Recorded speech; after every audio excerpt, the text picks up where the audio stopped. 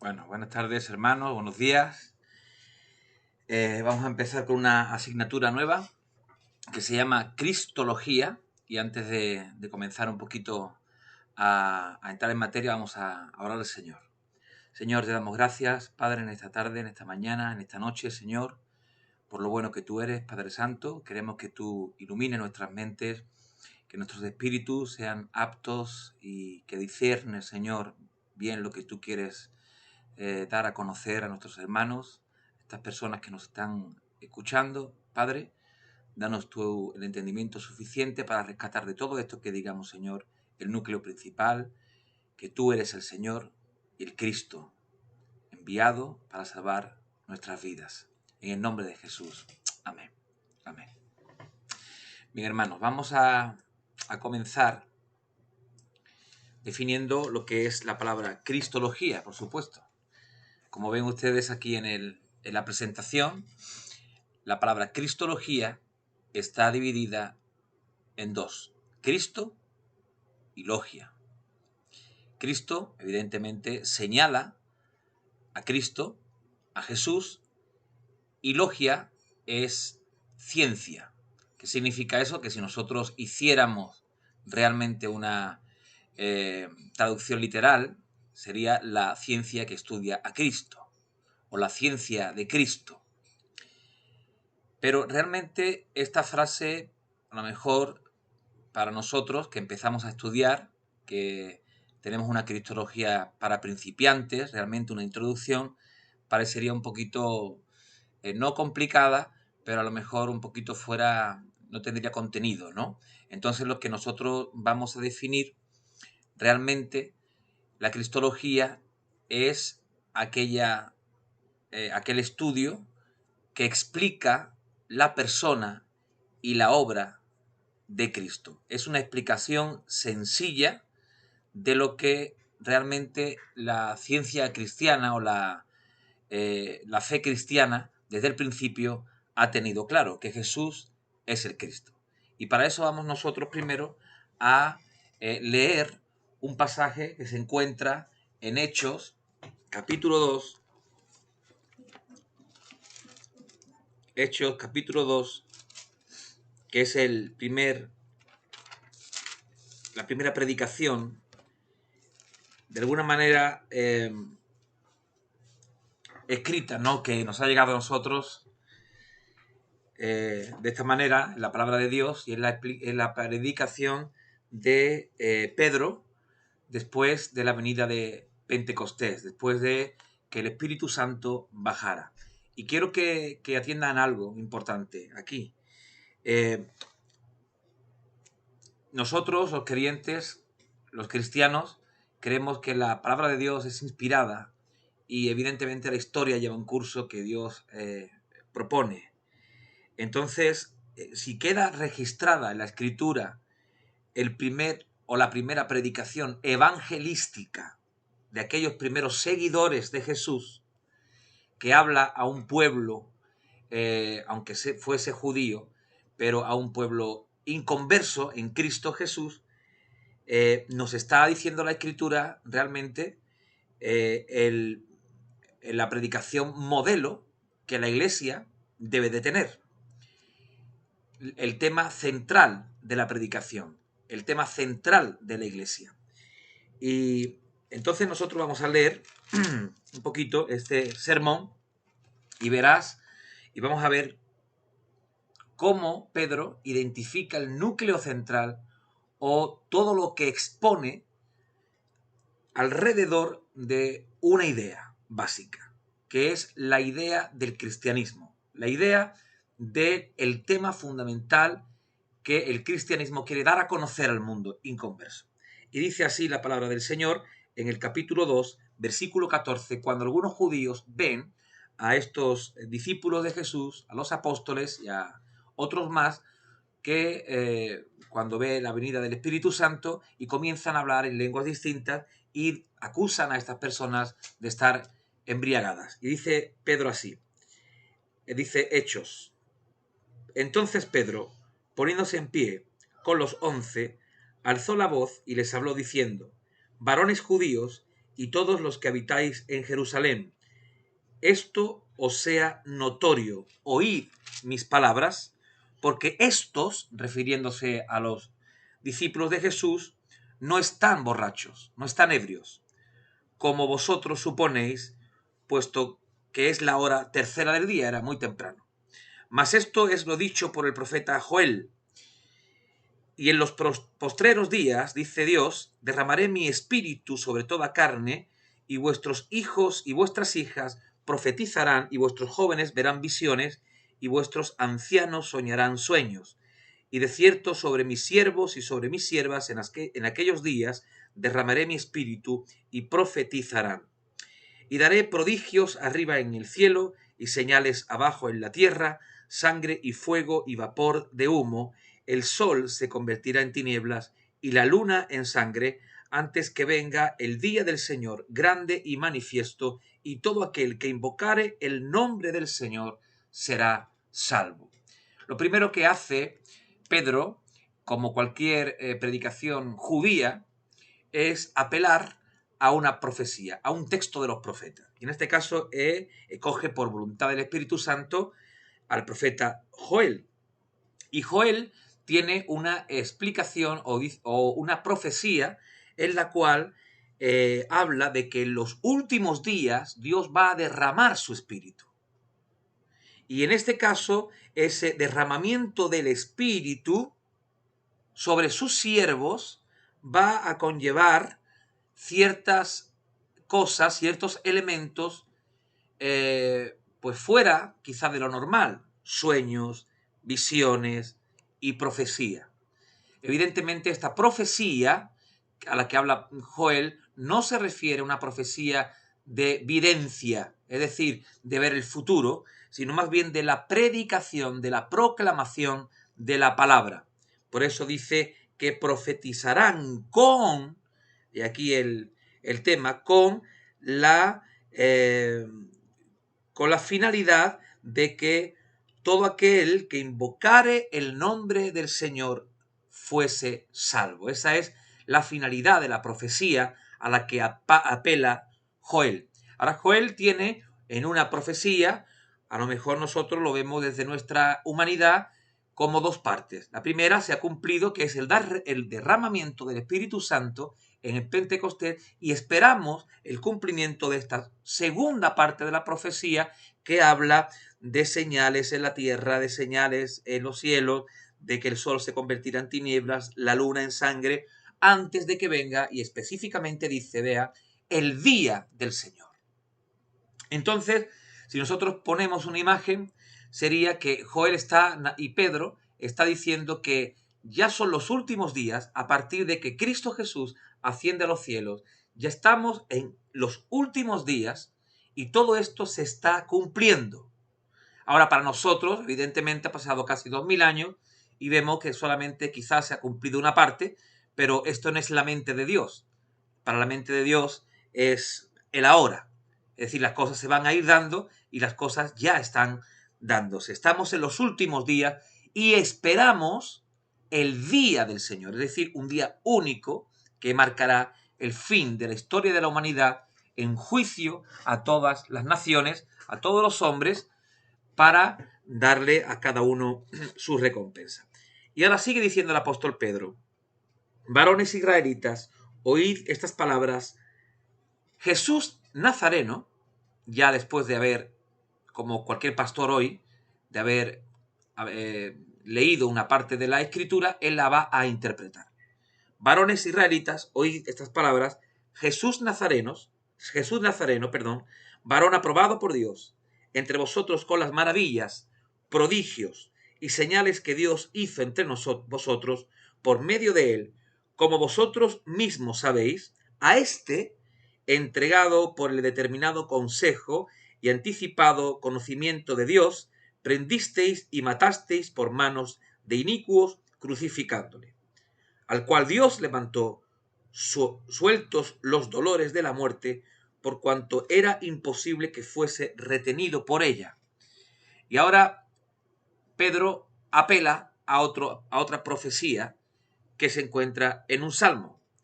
Y dice, porque David dice de él, Veía al Señor siempre delante de mí, porque está a mi diestra. No seré conmovido, por lo cual mi corazón se alegró y se gozó mi lengua, y aún mi carne descansará en esperanza, porque no dejarás mi alma en el Hades, ni permitirás que tu santo vea corrupción. Me hiciste conocer los caminos de la vida, me llenarás de gozo con tu presencia. Evidentemente es una profecía que apela a Jesús como el que habla, ¿no? Que el Señor no lo va a dejar en el Hades, su alma, ni va a permitir que su cuerpo vea corrupción. Y Pedro evidentemente señala esto con la resurrección de Cristo.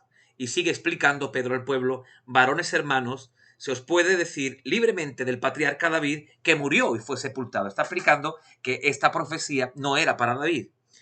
Y su sepulcro está con nosotros hasta el día de hoy. Es decir, él está en el Hades, está en la muerte, y su cuerpo está desfigurado, está corrompido. Pero siendo profeta, es decir, hablando por Dios, lo que va a venir, y sabiendo que con juramento Dios le había jurado que su descendencia por la carne levantaría al Cristo para que se sentase en su trono. Es decir, está proclamando un reino por David, por el linaje de David, eterno, sin corrupción. Viéndolo antes, habló, dice Pedro de David, de la resurrección de Cristo, que su alma no fue dejada en el Hades, ni su carne vio corrupción. A este Jesús ya está identificando Pedro a aquellos oyentes del quien habla. A este Jesús resucitó Dios, de lo cual todos nosotros somos testigos. Así que, exaltado por la diestra de Dios y habiendo recibido del Padre la promesa del Espíritu Santo, ha derramado esto que vosotros veis y oís, el cumplimiento de la primera parte de la profecía de Joel. Porque David no subió a los cielos, pero él mismo dice: dijo el Señor a mi Señor, siéntate a mi diestra hasta que ponga a tus enemigos por estrado de tus pies. Es decir, lo que pasa ahora con Jesús es que está sentado a la diestra de Dios, sobre todo dominio, sobre toda potestad, y en el tiempo que estamos nosotros es el tiempo en el cual Dios mismo está poniendo las cosas en su lugar y a los enemigos bajo el estrado de sus pies antes de que el Señor venga. Sepa, ya está la frase clave de la cristología antigua.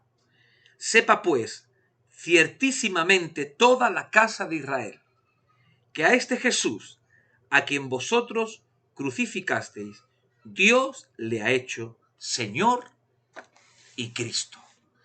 Es el mensaje genuino de la fe primitiva, de la fe de la Iglesia. Sencillo y claro. Jesús es Cristo y Señor.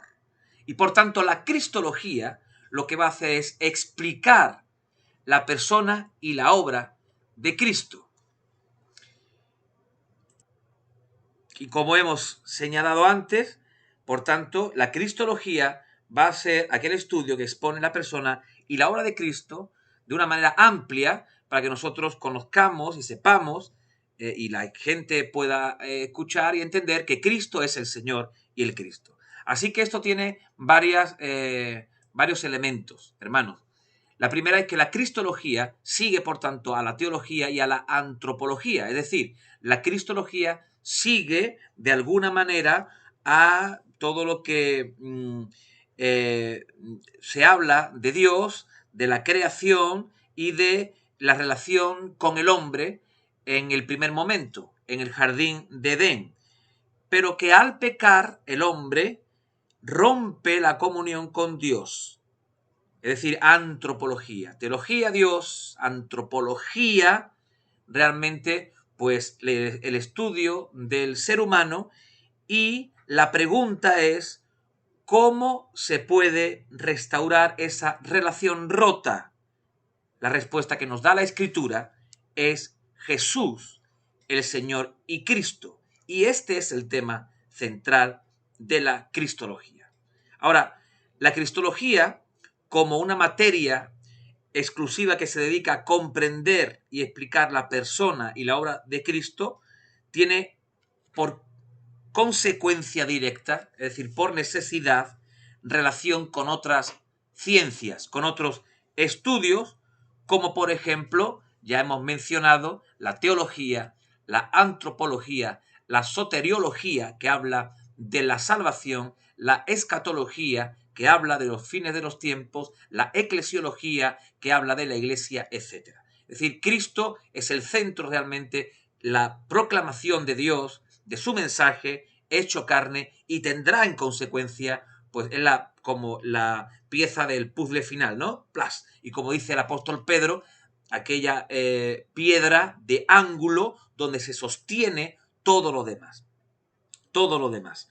Así que, y la razón, por tanto, de esto, como ya veremos, es que Cristo, como hemos dicho, es la manifestación perfecta y no solo de Dios. Es decir, cuando dice Jesús, el que me ha visto a mí ha visto al Padre, es decir, ya no hay una idea abstracta de Dios, sino hay una encarnación de Dios, sino también Cristo es el ser humano que Dios quiere que todos seamos. Y por tanto, todo gira en torno a su vida, a su obra y a su naturaleza. Y en otras palabras, toda otra cuestión sobre Dios, sobre la iglesia, sobre el hombre, sobre el mundo presente, futuro y pasado, depende, hermano, y esto es lo importante, de lo que hayamos dicho en la explicación de que Jesús es el Cristo. Y por esta razón fundamental que nosotros debemos tratar no solo con respeto este material que vamos a compartir, sino con la seriedad tal que quede conciencia de que lo conozcamos y que lo adquirimos, que lo aprendemos y que es la base y nuestro cimiento para tratar todas las demás materias.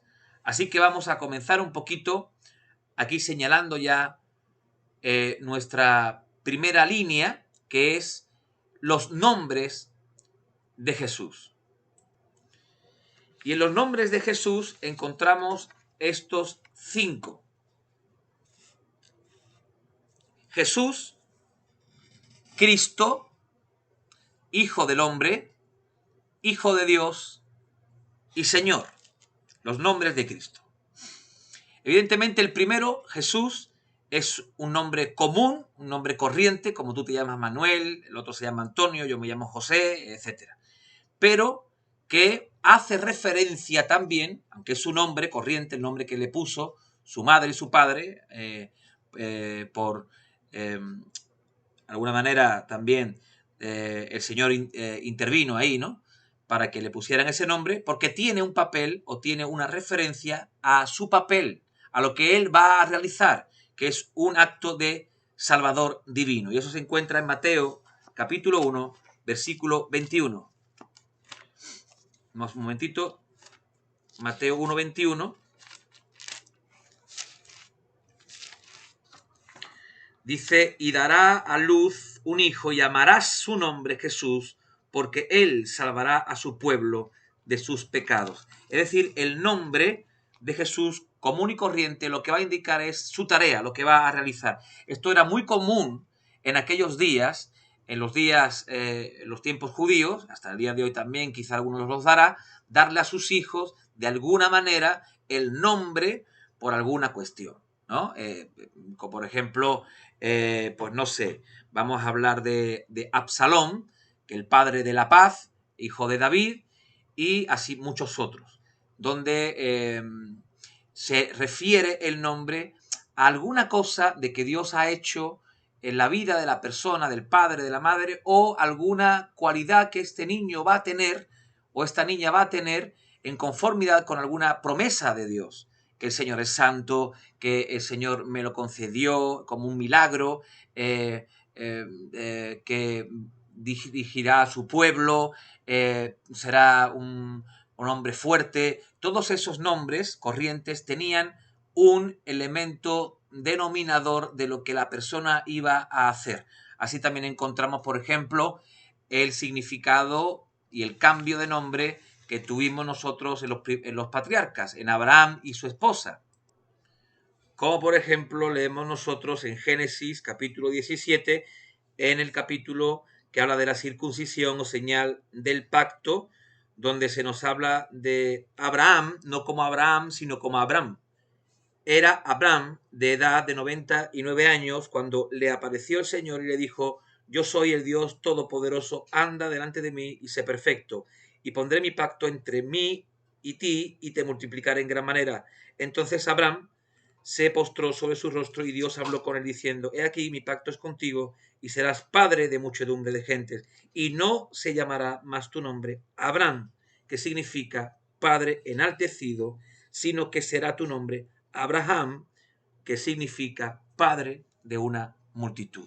Es decir, vemos que los nombres corrientes tienen alguna referencia, algún papel que va a realizar.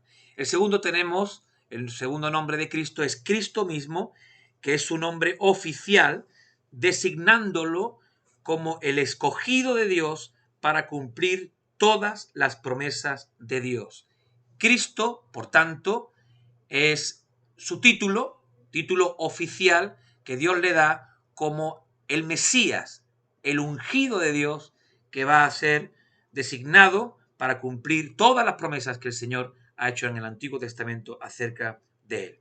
Tenemos un tercer nombre que es Hijo del Hombre, que fue como leemos nosotros en los Evangelios, su autodesignación favorita. Él se llamó muchas veces Hijo del Hombre. Y esto es curioso, porque Hijo del Hombre es un título muy vago, es decir, da a entender un antecedente misterioso. ¿Qué es Hijo de Hombre? Evidentemente, Daniel 7, si nosotros vamos a Daniel, al libro de Daniel, a Daniel 7, versículo 13 y 14, dice: Miraba yo en la visión de la noche, y he aquí con las nubes del cielo venía uno como un hijo de hombre, que vino hasta el anciano de días, y le hicieron acercarse delante de él. Y le fue dado dominio, gloria y reino, para que todos los pueblos, naciones y lenguas le sirvieran. Su dominio es dominio eterno, que nunca pasará, y su reino uno que no será destruido. Es decir, Jesús estaba indicando un título con un antecedente en Daniel, pero un poquito misterioso, porque Daniel lo único que dice es como un hijo de hombre, es decir, no especifica mucho, y Jesús, la intención que tenía no era dejar su personalidad misteriosa, sino que la gente misma, al ver su predicación, al ver su persona, al ver su obra, identificaran ellos mismos a Jesús con el siguiente título: Hijo de Dios.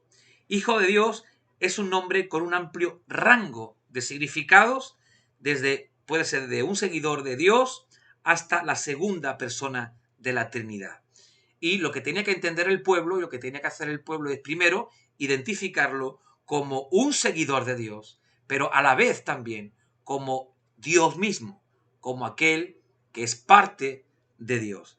Y finalmente tenemos el nombre Señor, que también tiene un amplio rango de significados, pero que el Nuevo Testamento es audaz al aplicar a Jesús textos del Antiguo Testamento que se refieren a Yahvé.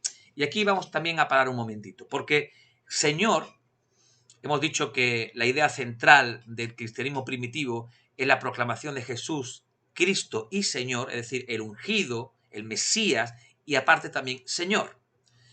Señor en griego podemos nosotros identificar la palabra como Kyrios. Kyrios es la palabra en griego de Señor.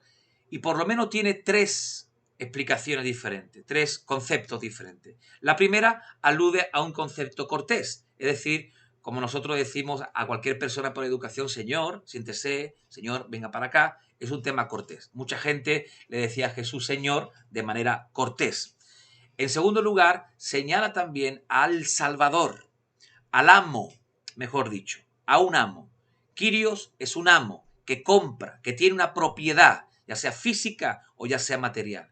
Es decir, en nuestra mente cristiana diríamos que Jesús es nuestro amo porque ha comprado nuestra libertad del pecado.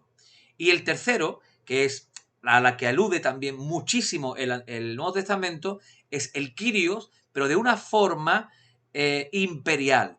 A César, en el siglo I, se le denominaba César Kaiser Kyrios, que significa César el Señor, pero como dominador.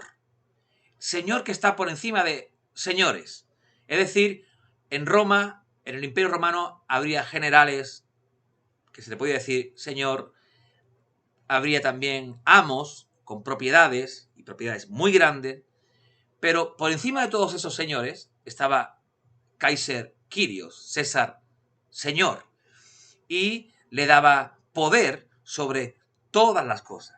Y es por eso que Pablo identifica este señorío de Cristo por encima de el del imperio, el del César. Por eso va a decir en Efesios, vamos un momentito a Efesios, una carta escrita en el primer siglo y además escrita a una de las iglesias que está ubicada en un lugar en Asia Menor donde, si no era la segunda Roma, poco le faltaba, donde se iban los generales retirados, donde, porque había mucha riqueza, mucho lujo, mucha lujuria, mucha idolatría. Ahí estaba el culto a Diana de Éfeso, el culto al emperador, etc. Y Pablo magistralmente declara esto en el capítulo 1, versículo 20 al 23, la cual operó en Cristo, resucitándole de los muertos y sentándole a su diestra en los lugares celestiales, sobre todo principado y autoridad y poder y señorío, y sobre todo nombre, ahora vean,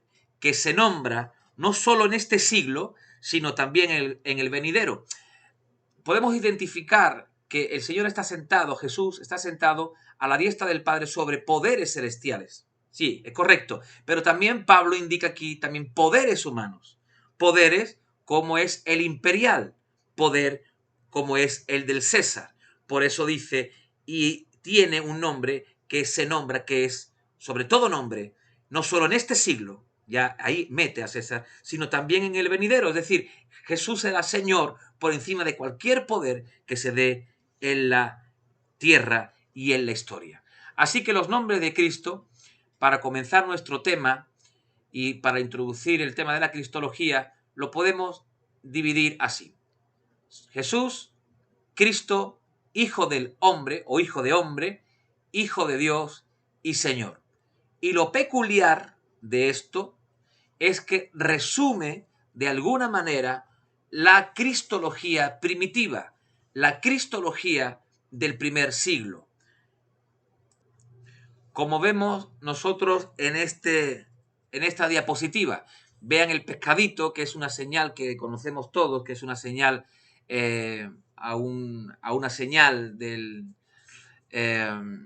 la antigüedad, es como una contraseña, ¿no? Para identificar a quién era cristiano y quién no. Y este pescadito en griego es ikus, que señala estos 5 nombres de Jesús. Veas, Jesús, Jesús, y Cristo,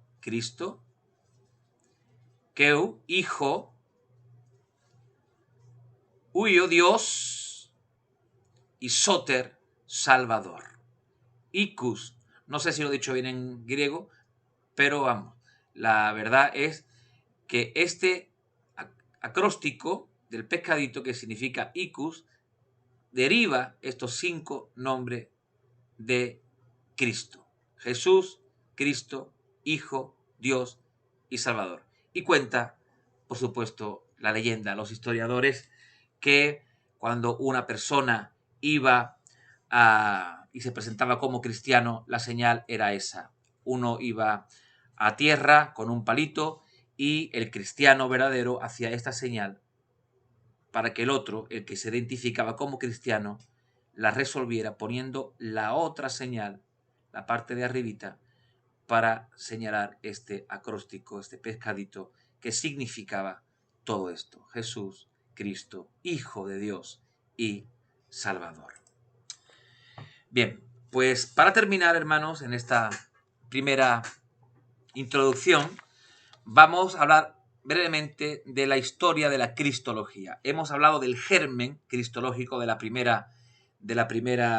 iglesia primitiva, y podemos decir que esta cristología primitiva, la más primitiva, la más antigua, creía en la realidad de la humanidad y la deidad de Cristo. sin sentir la necesidad de darle mucha definición. Para ellos era normal hablar de Jesús como Dios, como Cristo, como Señor. Es decir, no, ellos no tenían que darle más explicaciones. Ellos creían en eso. Quizá algunos ataques contra algunas doctrinas de aquel tiempo, que de eso se ocuparon ya los apóstoles. Por ejemplo, el apóstol Juan tuvo que combatir el docetismo, el cual es una doctrina o una herejía que habla que Cristo realmente no era de carne y hueso, era una especie de fantasma, ¿no? El cuerpo que ellos vieron era aparente, pero no existía. Es como un holograma ahora, como una figura que ves pero que no existe. Así que si no existe, pues la humanidad no era verdadera. Y esto lo ataca el apóstol Juan muy bien en su segunda carta, en el versículo 7 al 11. Si nosotros lo vemos, un momentito, segunda de Juan, del 7 al 11 dice: porque muchos engañadores han salido por el mundo que no confiesan que Jesucristo ha venido en carne. Quien esto hace es el engañador y el anticristo. Mirad por vosotros mismos para que no perdáis el fruto de vuestro trabajo, sino que recibáis galardón completo. Cualquiera que se extravía y no persevera en la doctrina de Cristo, no tiene a Dios. Y el que persevera en la doctrina de Cristo, ese sí tiene al Padre y al Hijo. Si alguno viene a vosotros y no trae esta doctrina, que Jesús es, evidentemente, es la explicación de la idea, que es Dios verdadero, y carne, y divino, divino, y no trae esta doctrina, no lo recibáis en casa ni le digáis bienvenido, porque el que le dice bienvenido participa en las malas obras. Esto, por supuesto, no era hacia la iglesia. La iglesia entendía perfectamente todo lo que los apóstoles y Jesús le había enseñado, pero sí que había algunos que venían a la iglesia diciendo que Jesús pues no era verdaderamente una persona, sino que era una especie de fantasma. Les voy a leer un pequeño trozo de una carta de Plinio el Menor, que describe la práctica de los cristianos antiguos. Plinio el Menor hablándole al César. Y dice así de los cristianos: tuvieron el hábito de reunirse en un día fijo antes de que hubiera luz, de noche, cuando cantaban un himno a Cristo como Dios. Esto lo está narrando un romano, soldado romano, que no tiene nada que ver con el cristianismo y que le habla a su César, a su mayor, de las prácticas de los cristianismos. Oye, ¿quién eran los cristianos? Bueno, pues estos cristianos, dice Plinio, tienen el hábito de reunirse en un día fijo antes del amanecer y despiertan un poquito al amanecer cantando un himno a Cristo como Dios, como Dios. Así que la iglesia primitiva no tenía problema alguno de identificar la figura de Jesús como Cristo y como Dios. Pero ocurre algo en el año 318 después de Cristo. Ya evidentemente los apóstoles habían fallecido y quizá también los padres de la iglesia, discípulos de los apóstoles, y comienzan a infiltrarse algunas ideas acerca de la figura de Jesús. Y la primera idea que se filtra así, grave, viene o proviene del presbítero o del pastor Arrio en Alejandría, que causa una gran controversia, que envuelve a la iglesia en una discusión a lo largo de 60 años. Este hombre enseñaba que el Hijo, el Logos, el Hijo, es una criatura, es decir, un ser creado, que como criatura, el Hijo, identificándolo con Jesús, por tanto, tuvo que tener un principio si es creado. Y que, por tanto, el Hijo no puede tener verdadero conocimiento del Padre, porque es limitado y está sujeto, como una criatura, a cambiar y a pecar, pero que no pecó porque hizo un ejercicio de voluntad, es decir, se sostuvo ahí. Es decir, lo que hace Arrio es romper la bendita unidad que existía en la ideología cristiana de los primeros siglos, que identificaba a Jesús con Dios. Como dice Juan 1.1, en el principio era el verbo estaba con Dios y el verbo era Dios. Y de ahí la traducción o el concepto que Juan tiene en mente es que el verbo estaba con Dios, era uno, y estaba frente a frente a Dios. Es decir, tenía un conocimiento claro, perfecto de Dios, porque estaba frente a frente desde la eternidad. Y lo que hace Arrio decir, no, Jesús es un ser creado, por tanto tuvo principio, está limitado y no tiene un conocimiento verdadero del Padre, un conocimiento total, y por tanto está sujeto a cambiar y a pecar. Entonces, en respuesta, y esto es lo que me gustaría, hermano, que se quedaran estos 4 primeros concilios de la Iglesia, aparte del que vemos en Hechos, que es el de Jerusalén, que lo que hacen, y son concilios que nosotros también como cristianos evangélicos y protestantes creemos, porque son concilios que defienden la divinidad y la humanidad de Cristo. Y el primero es el concilio de Nicea, en el 325 después de Cristo, que rechaza, hermanos, rechaza el arrianismo. Si ustedes se dan cuenta, el arrianismo se parece mucho a los testigos de Jehová, que hablan de que Jesús es un Dios, es decir, un Dios creado. Y la Iglesia ya en el 325 después de Cristo ya rechaza esa idea con las siguientes frases. De la sustancia. Jesús es de la sustancia del Padre. Por tanto, Dios verdadero de Dios verdadero. Engendrado, no hecho, es decir, no creado, consustancial con el Padre. Y además, este concilio llama anatemas, herejes, a Arrio y a sus ideas y a aquellos que afirmaran las ideas de Arrio.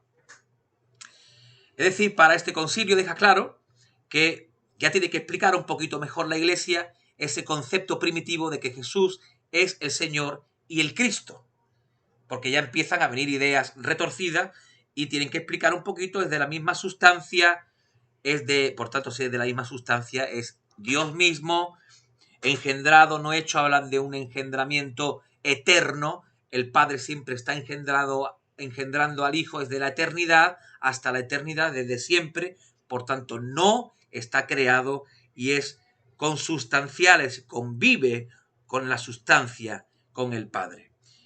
Y luego tenemos, después de esto, otra herejía que proviene del apolinarismo. Y este apolinarismo afirma que el Logos divino, Jesús, había reemplazado el alma o la mente del hombre Jesús. Es decir, Jesús era un hombre de carne y hueso, pero que en un momento determinado el Hijo de Dios le viene a su mente y lo posee su mente y posee su alma.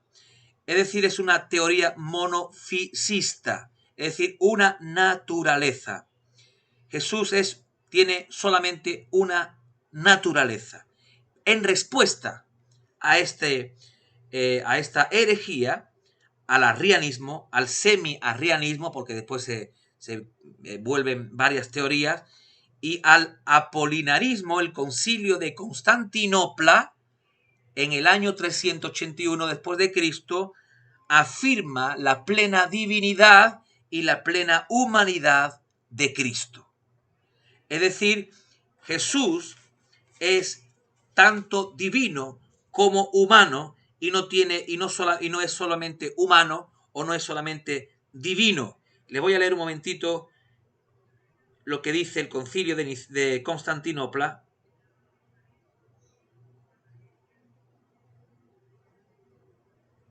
Las ideas centrales.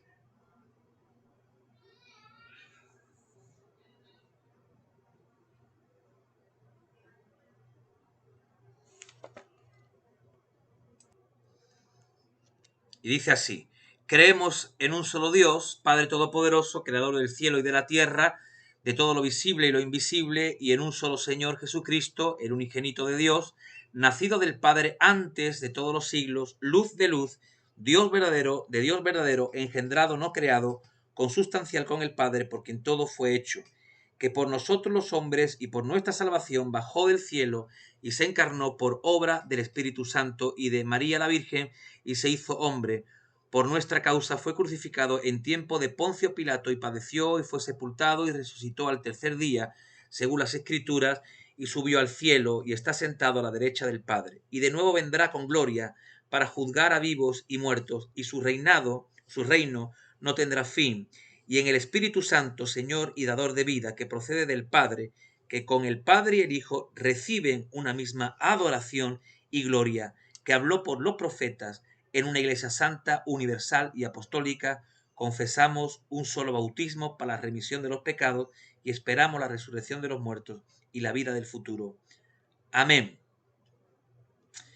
Es decir, aquí, hermano, lo que se está haciendo es afirmar la plena divinidad y la plena humanidad de Cristo, en contra de todas esas teorías que hablan de que Jesús solamente era un hombre y después en cierto momento el Logos invade la mente de ese hombre, o etcétera, o que era un fantasma y que no era plenamente hombre. Pasamos del concilio de Constantinopla a otra herejía titulada, o a la que llamamos nestorianismo. Nestorio, padre de esta herejía, fue acusado, o por lo menos fue acusado, de afirmar que Cristo es plenamente divino y plenamente humano. Tenía las dos naturalezas, pero que eran separadas y que Cristo las unía en voluntad. Es decir, había como una especie de tensión, ¿no? Y que Cristo las unía de alguna manera. En respuesta a esto, se realiza el Concilio de Éfeso en el 431 después de Cristo, que afirma que Cristo es dos naturalezas, divina y humana, y una sola persona. Y una sola persona. Importante, aunque nosotros ahora esto nos suene a chino, nos suene a cualquier cosa de esta, es importante porque decir que Cristo tiene dos naturalezas y dos personas, pues realmente no es decir que Cristo puede ser de alguna manera ser ese hombre perfecto de Dios y ese Dios perfecto hecho hombre. Después de esto, el concilio de Éfeso, encontramos el eutiquianismo, que afirma que Cristo tenía dos naturalezas antes de la encarnación, pero que la divina absorbe a la humana. Es similar al apolinarianismo. Y en respuesta se realiza otro concilio en Calcedonia en el año 451, declarando que Cristo es una persona con dos naturalezas, de Dios, naturaleza divina y naturaleza humana. Y ahora, ahí viene la explicación.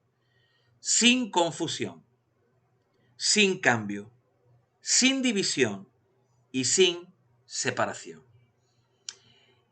Esto quizá es lo que no llegaremos nosotros a entender como seres humanos, pero que en la divinidad de Cristo es así. Es decir, Cristo es tanto Dios como todo Dios, como todo hombre, en una misma persona. Y esas personas, esas naturalezas, están unidas sin separarse, pero que a la vez no se confunden y no se intercambian y no se pueden dividir. Y esta es lo mágico y lo bonito. El mágico en sentido positivo, ¿verdad? De bonito, no de magia de pagana.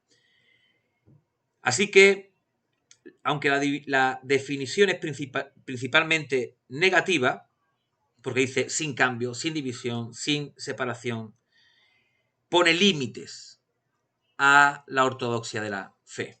Es decir, ya ahí queda plasmada la idea de la iglesia primitiva. Fíjate, en el 451 después de Cristo, en el cual después de varios ataques y varias batallas contra muchos pensantes, pues se concluye de esta manera y se realiza ese credo final que vamos a leer un momentito en el caso. Y donde se llega realmente a varios puntos en el cual se hace anatema o se excluye de la Iglesia a los que no confiesan que la naturaleza divina o sustancia y es consustancial en tres personas, Padre, Hijo y Espíritu Santo, el Señor sea anatema. Si alguno no confiesa que hay dos nacimientos del Dios Verbo, uno del Padre antes de los siglos, sin tiempo e incorporalmente, otro en los últimos días, cuando él mismo bajó al cielo, es decir, por María, y se encarnó. Si alguno dice que uno es el Verbo de Dios que hizo milagros y otro el Cristo que padeció, o dice que Dios Verbo está con el Cristo que nació de mujer, o que está en él como uno en otro, y no que es uno solo y el mismo Señor nuestro Jesucristo, el Verbo de Dios que se encarnó y se hizo hombre, y que de uno mismo son tanto los milagros como los sufrimientos, que voluntariamente se sometió a la carne, este tal sea anatema. Si uno no confiesa que la carne estaba unida sustancialmente a Dios y el Verbo era animado por un alma racional e intelectual, sea anatema. Si alguno dice que hay dos sustancias o dos personas en nuestro Señor Jesucristo y él debe amar a una, como han escrito locamente Teodoro y Nestorio, este sea anatema, y etcétera. Es decir, lo que se está allí un poquito configurando es realmente esta disposición de la Iglesia por concluir que el Señor tenía dos naturalezas unidas sin cambio, sin confusión, sin división y sin separación en una sola persona. Y ya en la semana que viene, pues analizaremos un poquito las manifestaciones actuales de estas herejías y hablaremos de la posición cristiana actual sobre los atributos de las dos naturalezas. Que el Señor les bendiga abundantemente y bueno, aunque parezca esto un poquito lioso, lo que tenemos, la historia de la Iglesia, pero lo que nos tenemos que quedar realmente es que en la Iglesia primitiva no hubo problema en identificar a Jesús como Señor y Cristo, como Dios y Cristo, y que fue el hombre realmente el que luego comienza a rizar el rizo y que la Iglesia tiene que dar defensa de esta manera, aunque a veces sean argumentos que para algunos no parecen lógicos. Realmente, si hablamos de una persona tan trascendental como Dios y como Jesús, no podemos utilizar la limitación humana ni nuestras palabras humanas para concretar exactamente lo que es eterno y lo que es inconcretable de alguna manera por nuestras propias limitaciones. Que el Señor te bendiga.